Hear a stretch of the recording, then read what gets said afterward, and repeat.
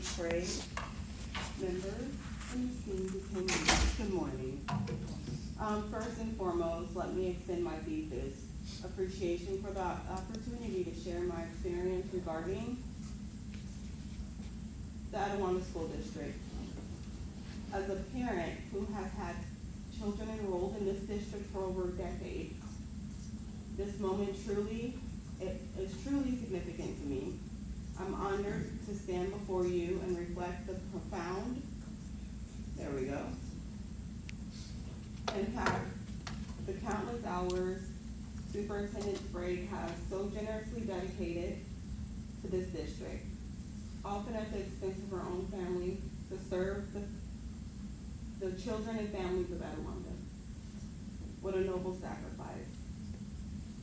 With that said, let's take a moment to truly reflect on how those hours influenced my 3 children and our experiences with this district. I love to discuss the local control and accountability plan and Superintendent Sprague's unwavering commitment to fostering a better learning environment. The video you saw at the beginning was precious. That girl got all kinds of support, of course, because her father's a principal in San Bernardino County. But let's talk about goal number 1, conditions of learning. Superintendent Sprague has so graciously emphasized the importance of safe facilities across to standards, aligned resources, technology, and high quality, culturally responsive instruction. Action 1.5 under this goal strives to ensure that children's academic and social emotional needs are met. Isn't that lovely? Except strangely, my family's experience does not seem to reflect that commitment.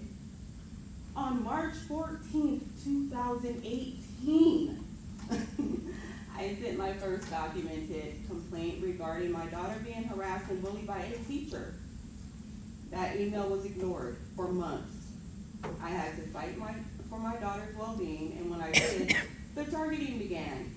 I was forced to provide proof of residency because someone eavesdropped on a conversation between children, which is disturbing as itself, about my daughter saying she can't go over her house because she's going home to Ontario.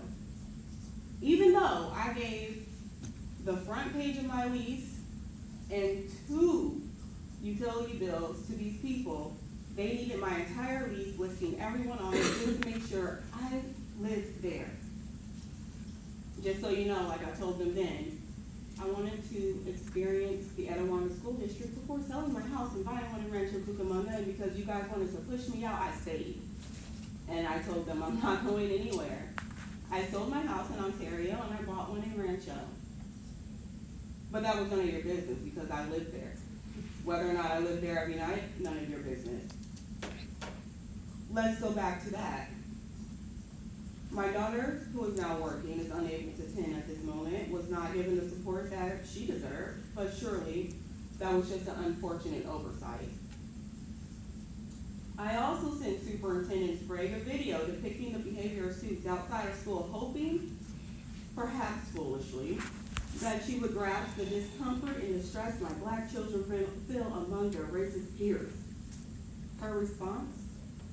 A sterile breakdown of education code violations that warrant suspension.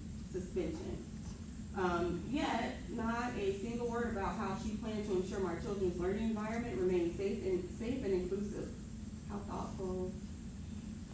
Currently, I have sent multiple emails regarding my Black son, who also has a disability and is being mistreated at school. His IEP is not being properly implemented, and he is being unfairly targeted. He now believes he's a bad child. He has even been physically attacked on camera, yet the principal's response was simply, he never should have brought his phone out. Ah, yes, because obviously that's the real issue here, so let's keep talking about phones. Speaking of that phone, I have repeatedly asked why the device I provided for my son was confiscated, searched, and recorded content from it without my consent. because that is my phone that I allow my 11-year-old child to use. I have yet to receive adequate explanation. Phrase is on many of those emails. But I'm sure there's a good reason, right, for preparation for this meeting. Goal number 3, student engagement. Superintendent Sprague has expressed a dedicated effort to ensure students respect themselves and others. What a commendable goal. And yet, let's look at reality. At Day Creek Intermediate, if you're not a daughter of a San Bernardino County principal, this is what you experience. Last year, the school had a little over 1,300 students, with 4.4% of them being Black. Yet, Black students had the highest suspension rate. What a fascinating coincidence.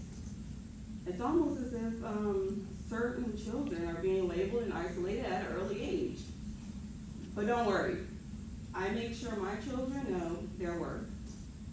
I tell them they're amazing, and I show them that I truly believe it, since apparently no one else will.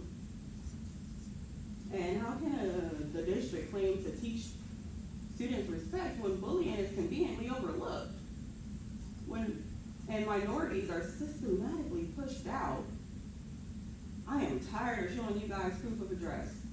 There is absolutely zero reason for that at this point, but I'll continue to give you my lease, my paycheck stub, my husband's paycheck stub, utility bills.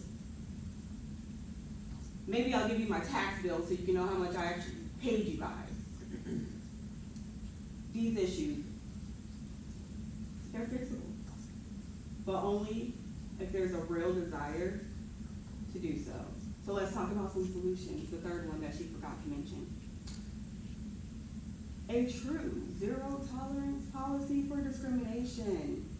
Enforce actual consequences for discriminatory behavior among students and staff alike, not just lip service. Support trauma and foster acceptance. Instead of merely teaching emotional regulation to children, because let's be honest, that just teaches them to tolerate mistreatment. Provide real support for underlying trauma and encouraging acceptance. Bullies don't wake up hateful. Many learn it at home. Maybe they need intervention too. Parent accountability for bullying. If I have to leave work to pick up a phone,